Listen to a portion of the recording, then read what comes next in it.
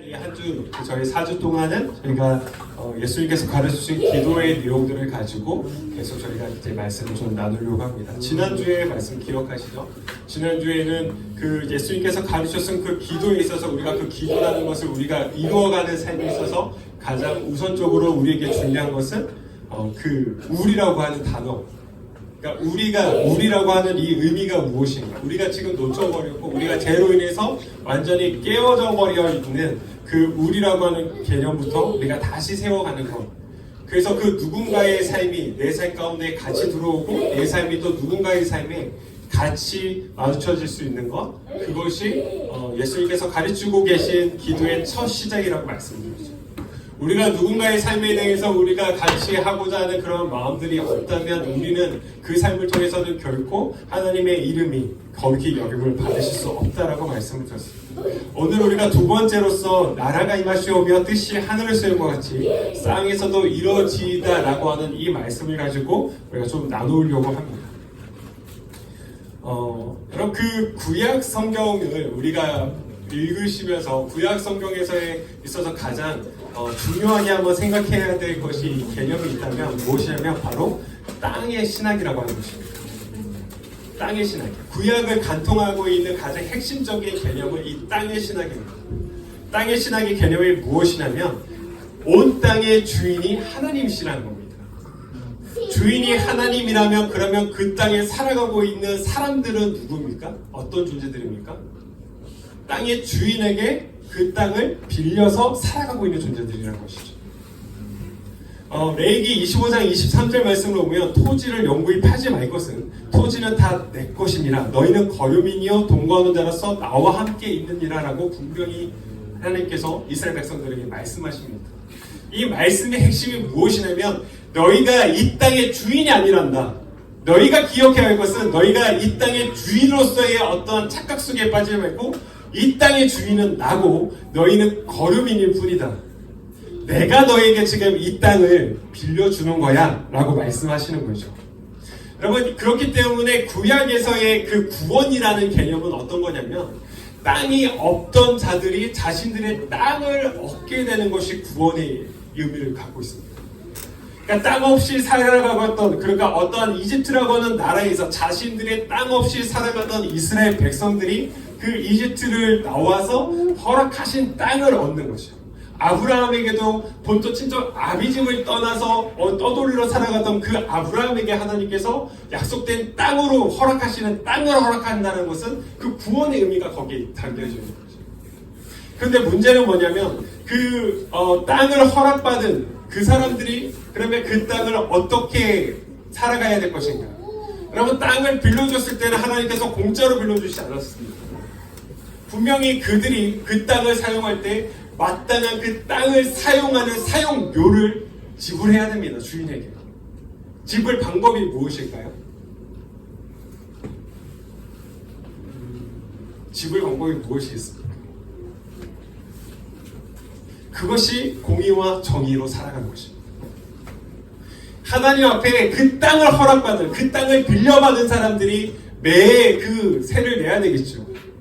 그 세를 내는 방식이 무엇이냐면 그 하나님의 그 땅의 주인이 원하는 공의와 정의로 살아낼 때 그 땅을 합당하게 사용하고 있는 사용료를 지불하는 것이라는 거죠.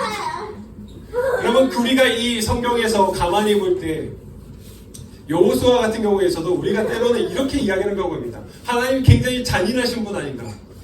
왜냐하면 그 땅에 살던 가나안 땅에 살아가던 사람들을 완전히 다 몰아내고 이스라엘 백성들에게 그 땅을 허락하셨다. 굉장히 하나님은 공의롭지 못하지 않는가라고 이야기할 수 있죠. 여러분 그러나 우리가 다시 말해서 이 땅의 신학이라는 개념에서 가만히 보면 지금 가나안에 살았던 그 거류민들에게 하나님은 분명히 땅을 허락하셨고 그들에게 그 땅의 사용료를 받으셨어야이 마땅합니다. 그런데 가나안에 살던 그 이방 민족들이 어떤 식으로 살아갔습니까? 세를 내지 않는 것이죠. 땅을 빌려서 쓰고 있는데 그 마땅한 세를 내지 않는 겁니다. 자신들이 원하는 방식대로 살아갑니다. 공의와 정의로 전혀 살아가지 않기 때문에 하나님 앞에서의 그 땅을 빌린 대가를 그들은 지불하지 않고 있었다는 것이죠. 여러분 한번 생각해 보십시오. 여러분이 만약에 기분만 생각해봐서 기분 좋지 않아요. 좋을 생각을 하고 상상을 해보시죠. 나에게 집이 막 몇 채가 있어요. 누구한테 집을 내어줬어요. 그렇죠. 건물주. 네. 건물주입니다. 근데 내 건물을 쓰고 있는 사람들이 있는데 매 그 세금을 내지 않아요. 월세료를 렌트비를 내지 않습니다. 이 임차인들이. 여러분 그랬을 때 여러분 주인으로서 그 건물의 소유주로서 여러분 어떤 선택을 하시겠습니까? 그래 안 내도 되지. 그래 딱 하네. 뭐 이것도 한두 번 정도는 넘어갈 수 있겠죠. 그런데 1년, 2년, 3년, 10년, 20년, 30년을 한 번도 세를 내지 않아요. 아니 오히려 그 지금 내 건물에 들어와서 무료로 무단 점검을 이제는 하면서도 그 건물을 막 자기네 마음대로 부시고 막 해요.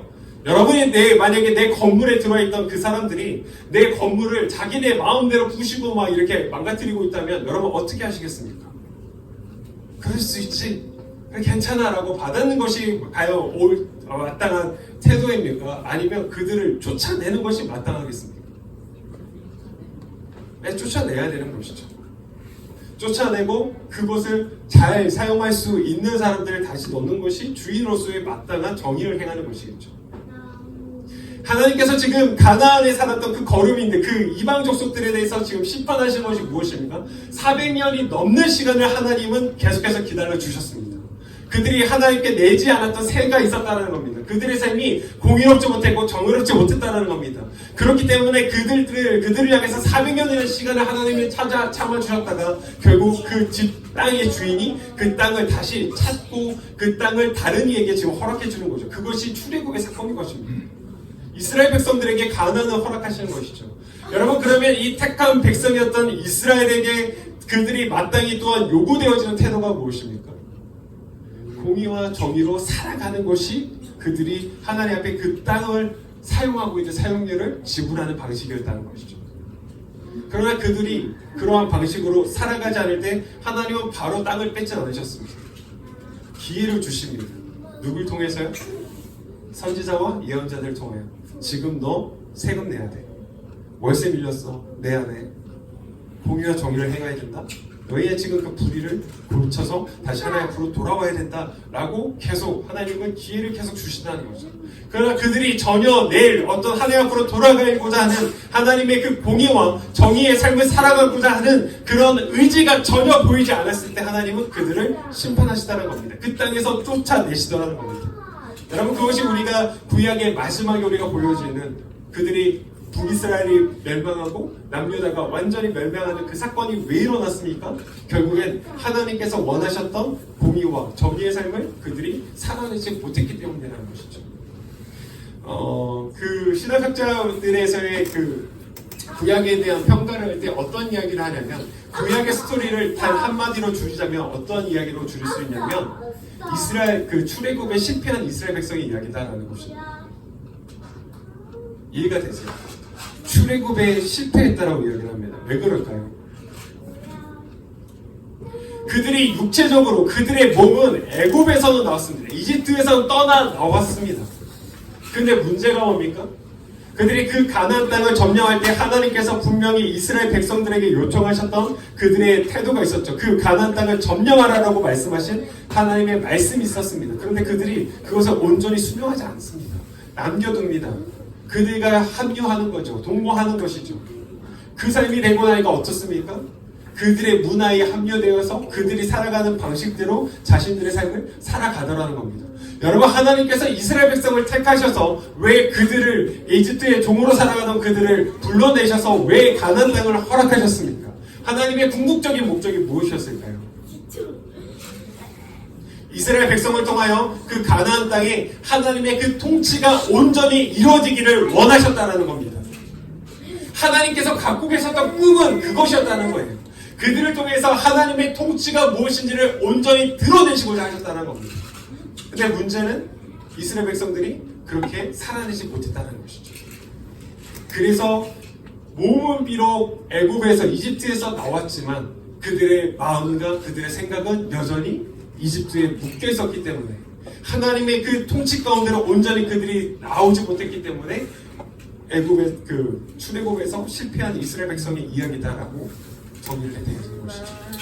여러분 그 실패한 그 애굽에서 온전하게 완벽하게 탈출해서 오히려 하나님의 통치 가운데 살아가야 했던 그 백성들이 그것을 실패하고 나니까 하나님께서 택하신 방법이 무엇입니까?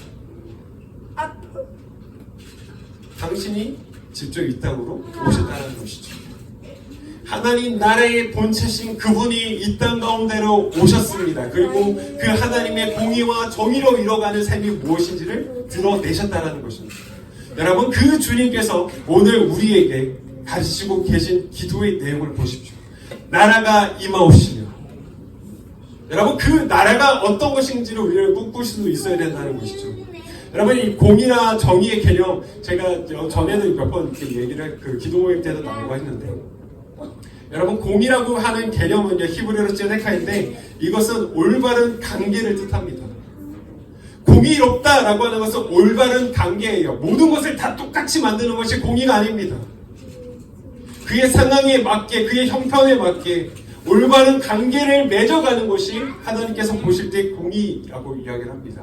여러분, 그렇기 때문에 얼마나 우리가 다른 사람들과 올바른 관계를 맺고 살아가고 있는가, 그 관계를 보시고 하나님께서 이렇게 말씀하시는 거죠. 너희 참 공의롭다라고 말씀하신다는 것이죠. 여러분, 교회로 부름받은 오늘 우리가 살아가야 될 삶의 방식이 이 공의의 삶이라면 우리는 누군가와 이 올바른 관계를 맺어가며 살아가야 된다는 겁니다. 여러분, 이 올바른 관계라는 것은 로마서 12장 10절 말씀이요, 우는 자들과 함께 울고 기뻐하는 자들과 함께 기뻐할 수 있는 이 관계예요. 누군가가 슬퍼하고 울고 있는데 잘됐다라고 쌤통이다라고 웃고 있는 것이 아니에요. 누군가의 아픔에 우리가 함께 참여하고 또한 누군가의 그 기쁨 가운데 시샘으로 우리가 바라보는 것이 아니라 그 기뻐하는 자들과 함께 기뻐하는 관계를 맺어가는 것, 여러분, 그것이 하나님께서 보셨을 때 공의롭다라고 말씀하시는 관계라는 것이죠. 여러분, 우리가 꿈꿔야 할 우리 교회 가운데 먼저 이뤄가야 할 관계가 바로 이 공의의 관계일 줄 믿습니다. 그 다음 중요한 개념이 정의인데, 미슈파트라고 하는 것은요, 여러분, 사법적인 정의가 이루어지는 것을 뜻합니다. 그러니까 정말 바른 그 법적인 테두리 안에서요, 잘못한 사람은 그 잘못에 대한 마땅한, 그가 어떠한 권력과 힘을 가졌든 상관없이요, 잘못한 사람은 마땅한 그 죄에 대해서 처벌을 받는 것이요, 억울한 자는 아무리 그가 연약하고 가진 것이 없다 할지라도요, 법적으로서 그의 어떤 상황과 배경을 가지고 그를 판단하는 것이 아니라 그가 처해져 있는 그 법의 질서에 맞게끔 그 심판을 받게끔 해주는 것이요, 그래서 그런 억울함들이 풀어져 내어지는 것, 여러분, 그것이, 그런 사법적 정의가 이루어지는 것, 그것이 성경이 말하고 있는 미슈파트 정의라고 하는 것입니다. 근데 오늘의 이 시대 가운데 우리가 이 정의가 정말 이루어지고 있는가, 온전한 이 정의로 우리가 삶을 살아가고 있는가, 아니라는 것이죠. 여전히 우리는 그러한 상황들을 많이 목도할 때가 있다는 거죠. 누군가는 없이 가난하고 힘이 없는 자들에게는 얼마 정말 작은 액수의 어떤 것이랄지라도 그걸 가지고 굉장히 큰 죄를 때를 부과합니다. 벌금을 부과합니다.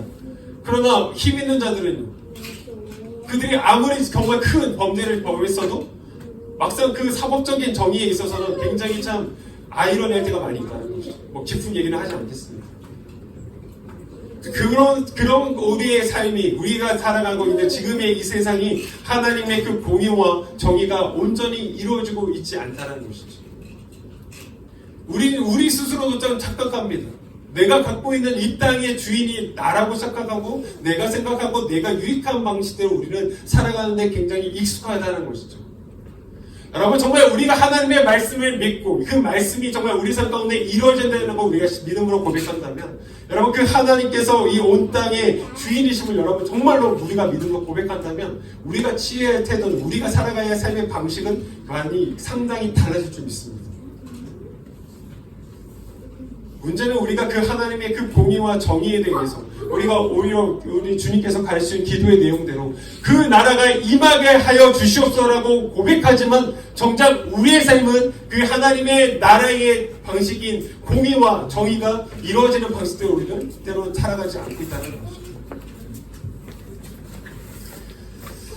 우리가 그 하나님께서 주시는 그 공의와 정의의 이 두 가지의 그 개념을 가지고 오늘 우리가 같이 살아가고 있는 사람들과 그 삶의 방식을 다시 한번 정리하고 살아갈 수 있기를 주님으로 축복합니다. 여러분, 우리가 그 주님께서 우리 가운데 행하시고 드러내주고 계시는 그 공의가 무엇인지를 우리는 반드시 배워야 합니다. 우리가 또한 그 공의에 대해 올바른 관계를 맺기 위해서 그 관계성을 우리가 이루어가기 위해서 우리는 계속해서 누군가의 삶을 돌아다보고 계속해서 그들의 삶과 함께 교제하며 나가야 될 필요가 있다는 거죠. 여러분, 이렇게만 생각하면 굉장히 예수님의 그 가르쳐준 기도가 굉장히 딱딱하게만 느껴질지 모르겠지만, 나라가 임하옵시며 라고 다음에 바로 주님께서 어떤 기도를 가르치십니까? 하늘에서 이루어질 뜻이 땅에서도 이루어지다 라고 이야기를 하신다는 거죠. 여러분, 이 하늘에서 이루어진 뜻이 무엇이겠습니까? 뜻이 하늘에서 이루어졌습니다. 그 하나님의 그 이루신 뜻이 무엇입니까? 이것이 공의와 정의로 통치하시는 하나님의 방식이라고도 이야기할 수 있지만, 그 안에 그 공의와 정의가 이루어질 수 있는 그 원동력의 힘이 있다는 겁니다. 그게 무엇일까요? 여러분, 그것이 사랑입니다. 신학적인 용어로 페레코시스라고 하는 단어가 있습니다. 그거는 삼위 하나님, 성부 하나님, 성자 하나님, 성령 하나님, 이 삼위의 하나님이 완전한 사랑의 사귐 가운데에 그들이 존재하고 계시는 것, 그 충만한 사랑이요, 어느 것 하나 부족함 없이 완벽히 충만하게 채워져 있는 그 사랑을 바로 페리코레시스라고 이야기를 합니다. 여러분, 이것은 춤을 춘다라는 의미와도 마찬가지예요. 여러분, 우리가 춤을 출 때 띵가띵가띵가띵가띵가 뭐 이런 거 있잖아요. 아니면 우리의 전통 춤이 강강술래. 여러분, 이게 페리코레시스입니다. 왜요? 같이 한 원이 되어서 하나가 되어서 움직입니다. 여러분, 내가 오른쪽으로 움직였을 때, 왼쪽이 필 때 내 옆에 있던 사람이 그 자리를 채우지 않으면 이 원은 끊어집니다. 강강술래 여러분 기억하시죠? 손을 잡고 계속 돌잖아요. 노래를 부르면서. 여러분, 내가 옆으로 갈 때, 아니면 또 내가 옆으로 가려고 했는데 이 사람이 지금 옆으로 그 자리를 내어주지 않으면 부딪힘이 생기는 것이죠. 오히려 반대로 또 그냥 나만 계속 가고 이 사람이 따라오지 않으면 그 간격이 벌어질수록 그 원은 끊어지고 맙니다. 그것은 하나님의 삼위 하나님께서 보여주신 사랑의 모습이 아니라는 것이죠. 삼위 하나님께서 보여주고 계시는 그 기쁨 안에서의 그 춤은요, 주체할 수 없는 그 춤은요, 완벽한 하모니라는 겁니다. 우리가 닮아가야 할, 우리가 꿈꿔야 할 우리의 관계성, 바로 이 페리코레시스에 있다는 거죠. 내가 움직였을 때 이 빈자리를 누군가가 채워주고, 또 누군가가 움직여서 보이는 빈자리를 내가 가서 채워주는 것이에요. 누군가의 연약함을 내가 가서 채워주고, 나의 연약함이 또 누군가로 해서 채워지는 그 은혜의 관계들이 맺어지는 것, 여러분, 그것이 하늘에서 이루어진 뜻이 오늘 이 땅 가운데에 이루어지는 현상이라고 저는 믿습니다. 여러분, 이 그 페리코레시스를 식탁으로의 초대로도 생각해 볼 수 있는데, 여러분, 이 식탁을 한번 생각해 보십시오. 식탁에 함께 식사하기 위해서 앉을 수 자리 식탁이 있는데, 여러분, 혼자 먹는 것이 아니라 같이 먹을 때는 어떻게 해야 됩니까? 같이 먹으려면 어떻게 해야 될까요? 음식이 많아야죠. 이런 얘기 말고.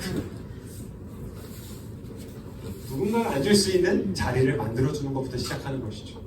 내 옆에 앉을 수 있는, 아니 내 앞에 앉을 수 있는 자리를 비워주는 것이죠. 여러분, 내 영역 안에서 누군가가 함께 들어와서 내 영역 안에서 식사할 수 있도록 우리는 내 자리를 비워주는 역할부터가 시작하는 것이죠. 누군가가 들어올 수 있는 여유를 공간을 만들어주는 것입니다. 그것이 시작이라는 것이죠. 그 다음에 어떻게 합니까? 서로 먹이는 사랑이 필요하다는 거예요.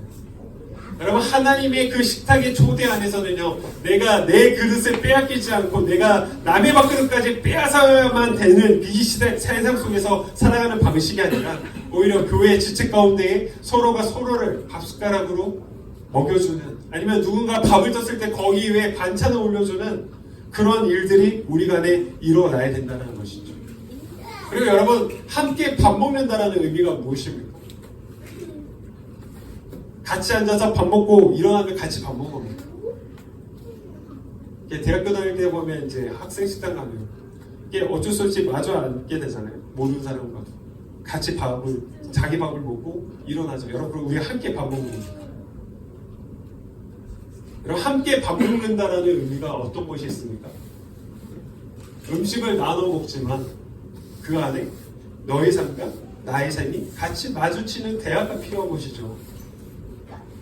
여러분, 이러한 이야기, 소통을, 대화를 통하여서 우리가 함께 이 식사를 공유하고 함께 그 사람의 삶이 내 삶에 들어오고 내 삶이 그의 삶 가운데 침투하는 관계, 올바른 관계들이 그 안에서 일어나는 것이죠. 여러분, 특히 한국, 외국도 유럽도 그런 것 같지만 우리나라의 경우, 한국의 경우는 어떻습니까? 같이 밥 먹는 것이 굉장히 중요한 문화를 갖고 있지 않습니까? 그렇죠. 같이 밥 먹어야죠. 우리 밥 먹어야지 한번 날 잡고 있죠. 우리가 그 인사치레로도 또 어떻게 합니까? 같이 한번 밥 먹죠, 이런 이야기 많이 하시죠. 그러니까 우리가 같이 밥 먹는다는 게 어떤 의미가 있습니까? 가족이 된다는 의미가 있어요. 식구라고 하는 개념이 있죠. 여러분, 이 식구의 한자 뜻이 뭡니까? 먹을 식의 입구자입니다. 먹는 입들이라는 뜻이에요. 식구는. 여러분, 우리가 함께 둘러서 같이 먹으면 우리는 식구가 되는 겁니다. 네, 그래서 밥 드셔야 돼요. 같이 밥 먹어야 합니다. 그럼 그 가족이라고 하는 개념은 혈연, 피로 이루어진 관계들을 가족이라고 이야기하지만, 식구라고 하는 개념은 같이 밥을 먹는 한수 식구, 그 같이 밥을 먹는 사람들이 식구라고 이야기하죠. 여러분, 교회는 어떤 사람들입니까? 예수 그리스도의 피로 가족이 되어 있고 함께 그들의 삶과 내 삶을 함께 나눠 먹음을 통해서 식구가 되어지는 관계라는 것이죠. 여러분, 그것이 교회일 줄 믿습니다. 여러분, 하나님께서 하늘에 이루신 뜻이 이 땅 가운데 이루어지리라 라고 말씀하고 계실 때에 주님께서도요, 이 식탁 공동체를 굉장히 중요하게 생각하셨습니다. 주님이 잡히시기 전 성찬을 보십시오. 그들에게 무엇을 하십니까? 살과 피를 나누시는 행위를 하시죠. 왜 그렇습니까? 이것을 통해서 너와 나의 관계가 온전해질 것이다라고 가르쳐주고 계시는 것이죠. 우리가 살아가야 할 그 관계가 그런 거라는 것이죠. 자꾸만 누군가의 밥그릇을 빼앗아서 내 배를 채워야만 되는 세상 속에서 그것이 아니라 내 살과 피를 나눠주는 일들, 예수 그리스도의 피로 오히려 우리가 하나 되어져서 우리가 함께 밥 먹고 올바른 관계 속에 당신의 삶과 내 삶이 함께 만나는 일들이 일어나는 것, 그것이 교회다 라고 보여주고 계신 것이죠. 여러분, 그러한 사랑의 관계 가운데에서 하나님의 그 공의와 정의가 이루어지는 이 땅을 우리는 꿈꿔야 한다는 것이죠. 하나님께서 그려가고 계시는 하나님의 그 비전이 무엇인지를 우리는 명확히 보셔야 될 줄 믿습니다. 우리가 이 사랑의 관계가 되지 않는다면 여러분, 우리는 그 하나님이 그려고 계시는 그 하나님의 나라의 통치와 하나님의 이루신 그 뜻을 이 땅 가운데 이루어지는 것에 있어서 굉장히 많은 부딪힘이 생길 수 있다는 겁니다. 여러분, 우리는 교회는요, 혼자서 온전한 그리스도인이 될 수 없음을 기억하셔야 합니다. 그래서 부탁드리고 싶습니다. 여러분, 교회 오실 때 자꾸만 마음의 문을 닫고 오지 마십시오. 그냥 예배만 빨리 드리고 가야지라고 하는 마음으로 좀 하십시오. 교회는 그냥 그렇게 혼자만 왔다가 그냥 가는 것은 아닙니다. 물론 때로는 내 삶이 조금 여유가 없고 내 삶이 조금 그러니까 어려운 마음들이 있어서 조금은 하나님과 그냥 1대1로는 좀 만나고 싶습니다라고 할 때도 있습니다. 인정합니다. 그것마저도 제가 깨트리려고 하는 것은 아닙니다. 그러나 여러분, 그러한 마음들의 회복이 좀 있었다면 여러분, 공동체 안에 들어오셔서 누군가와 함께 이야기하고 함께 받아들여주고 또한 내 삶을 누군가에게 내어 맡기는 그런 관계성들이 계속해서 일어나야 될 줄 믿습니다. 여러분, 그리고 그러한 우리 일들을 위해서 또한 해야 될 것은 우리가 섣부른 판단들을 좀 멈추자는 것이죠. 누군가를 향해서 우리가 먼저 판단하고 이야기할 때가 있다는 것이죠. 저도 때때로 보면 그런 실수할 때가 있는 것 같아요. 보기에도 어떻게 보시고 그랬지, 보기에 다르게 되게 가끔은 성급할 때가 좀 있어요. 섣부른 판단을 할 때가 있어요. 여러분, 우리가 성도 간에서 우리가 가장 조심해야 될 것은 섣부른 우리의 판단일 줄 믿습니다. 자꾸만 그렇다 보면 섣부른 판단은 오해를 불러요.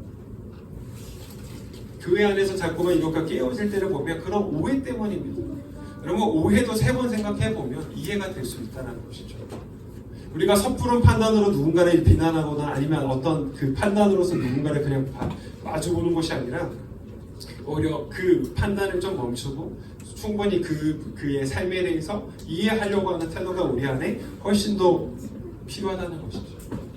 가끔 이렇게 식당이나 카페 같은 데 보면 분명히 교회 권사님 같은 분들이 모여서 이렇게 모여 계실 때가 보여요. 대화 속에 보면 뭐 교회가 어쩌고 목사님 어쩌고 저쩌고 이러는데 요즘에 이제 그 주로 카페에서 그 말씀 준비도 하고 뭐 이런 일 많다 보니까 그런 경우도 종종 보는데 때때로 그 좋은 이야기를 안 하시고 한두 시간을 정말 교회에 대한 온갖 비난 누구부터 시작해서 내가 그 사정을 다 알 것 같아요. 목사님 어떤 분이신지 막 이렇게 다 알 것 같아요. 그러나 그 이야기를 제가 들으면서 드는 판단은 교회는 정말 건강하지 않다라는 것이죠. 여러분, 교회는 비난함을 통해서 세워지고 건강해지지 않습니다. 교회는 오히려 묵묵히 말없지만 필요한 일들을 감당하는 사람들을 통해서 건강해질 수 있습니다. 여기 오신 우리의 모든 성도님들이 어떤 그냥 말로만으로서의 그것이 아니라 오히려 필요한 일들 가운데 아까 그 페르콜시스 이 말씀드렸죠. 누군가의 약한 지점이 보일 때 내가 가서 채워주고 또 나의 약한 지점이 누군가로 해서 채워지는 그 관계로서 우리가 나아가는 것이죠. 여러분, 그 약한 지점을 채워준다는 것이 여기서 야 거기 안 됐잖아 그거 부족하잖아 라고 말로 해서 되겠습니까? 보이면 가서 내가 그것을 감당해줄 때 그 빈자리가 채워지는 은혜가 있는 것이죠.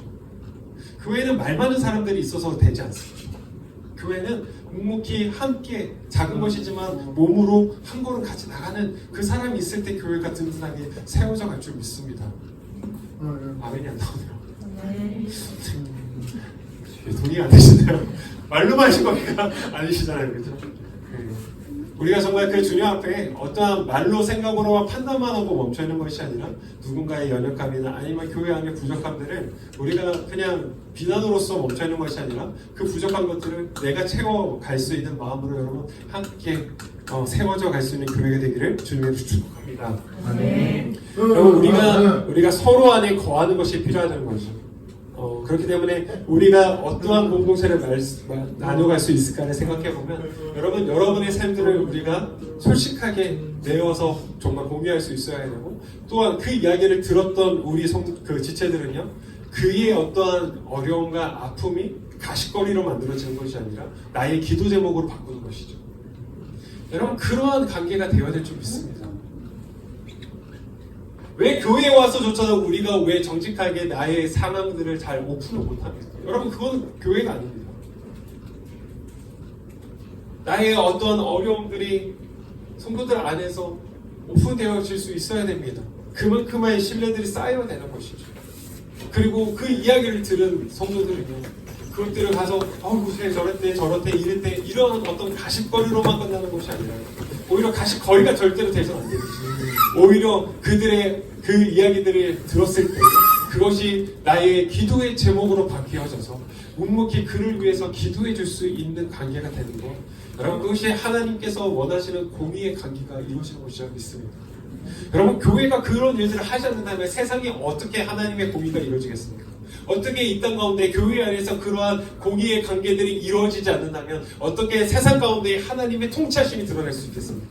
교회가 전혀 그런 하나님의 일하심을 하나님께서 원하시는 그리고 계시는 그 모습들을 우리가 감당하고 이뤄내지 못하는데 어떻게 이 땅 가운데에 그 하나님을 우리가 드러낼 수 있겠냐는 것이죠.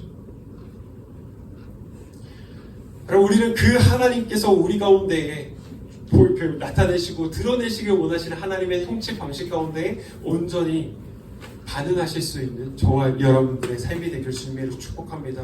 우리는 정말 그런 교회를 꿈꾸셨으면 좋겠습니다.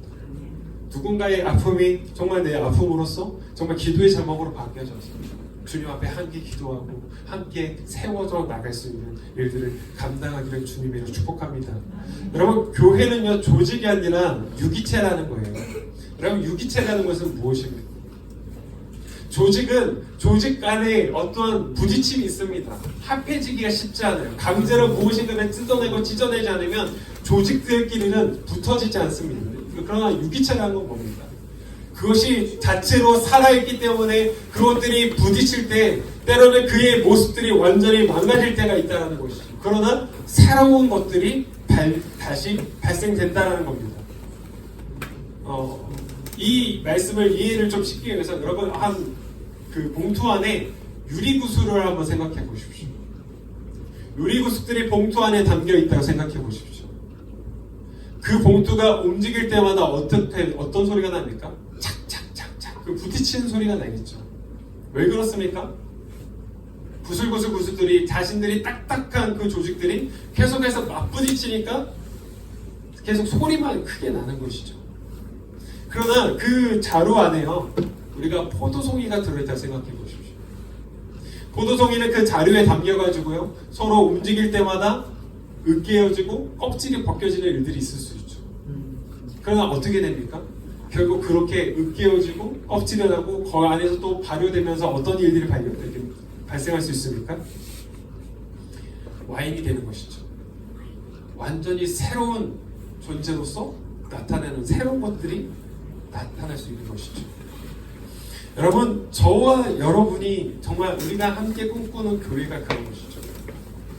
나는 나대로 있고 당신은 당신대로 있고 서로 같이 있는 것 같지만, 하나인 것 같지만 계속해서 서로 부딪히고 계속해서 그렇기 때문에 어떤 분란의 소리들만 가득한 것이 아니라 우리가 포도 알갱이로서요, 유기체로서요, 서로가 부딪혀가면서 때로는 발가벗겨지는, 때로는 그런 어떤 아픔과 힘듦이 있을 수 있겠죠.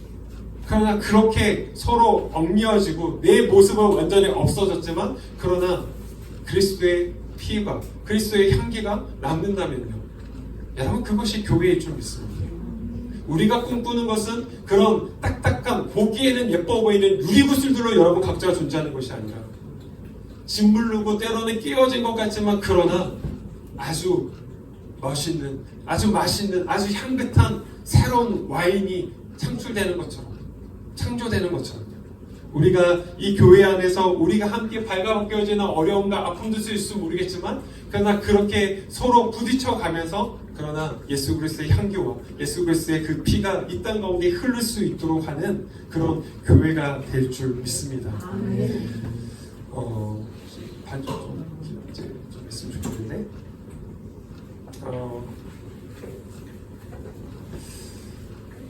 여러분, 그 개척을 결정하고 준비를 하면서 좀 많은 목사님들을 좀 만났었습니다. 목사님들을 이렇게 만나면서 들었던 이야기 중에 가장 많이 들었던 이야기가 무엇일까요? 혼내지 않겠습니다. 편하게 하고 얘기해 주시죠.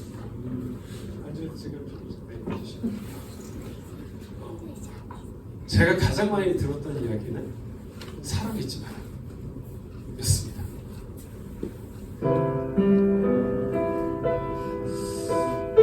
사람 믿지 마라라고 하는 것은 물론 하나님만 의지해야 된다라는 의미도 있는데, 사실은 이제 이 목사님들께서 저에게 해주셨던 사람 믿지 말라라고 하는 그 좀 더의 의미는, 너무 사람 믿었다가 나중에 배신당하면 상처받으니까 적당히 거리를 두는 것도 필요하다, 이런 이야기의 뉘앙스로 이야기를 해주셨어요. 이해합니다. 그리고 처음에 그런 이야기를 들을 때 그렇죠, 그럴 수 있죠 라고 하는데, 제가 놓고 기도하면서 계속 기도하는데 이 말이 저에게는 되게 이렇게 소화되지 않더라고요. 넘어가지 않더라고요. 근데 오늘 이 말씀을 좀 준비하면서 이번 주 가운데 기도하는데 제가 깨달은 것이 이거예요. 이것이 그냥 안전한 유리구슬로 남아있으라고 하는 유혹이겠구나. 제가 여러분 앞에서 발가벗겨지고 때로는 같이 서로 부딪히면서 아픔을 당할 수 있겠죠.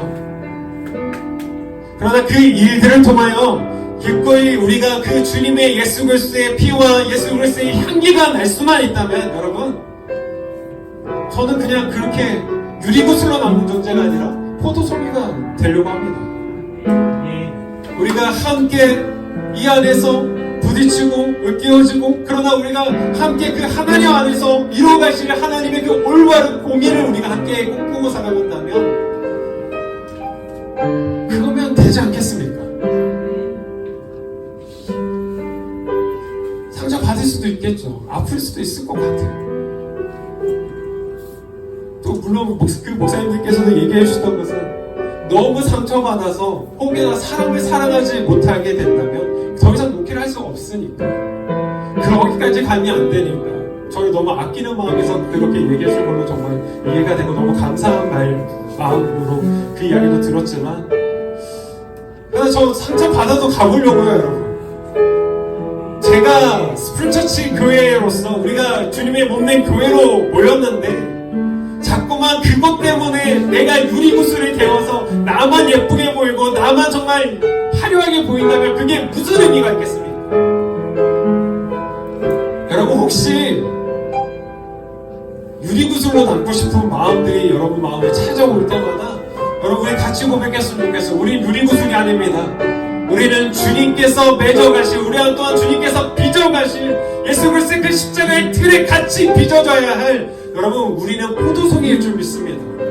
비록 우리가 발가벗겨지고 우리가 부딪혀가는 것이 우리 가운데 때로는 어렵고 아픔이 있을지 모르겠지만 그러나 그렇게 우리의 아픔을 통해서 주님께서 새술로 빚어가실 줄 믿습니다. 주님의 그 향기 주님의 그 그리스도의 온전한 향기가 우리를 통해서 드러날 수만 있다면 여러분 우리 거침없이 그 주님께서 부르시고 계신 그 길을 향해서 정말 담대하게 나아갔으면 좋겠습니다. 그런 더욱더 그 사랑 안에 정말 그 사랑으로서 우리가 함께 사랑할 수 있는 그런 우리 스프링처치 우리 모든 성도 여러분들 되기를 주님으로 축복합니다.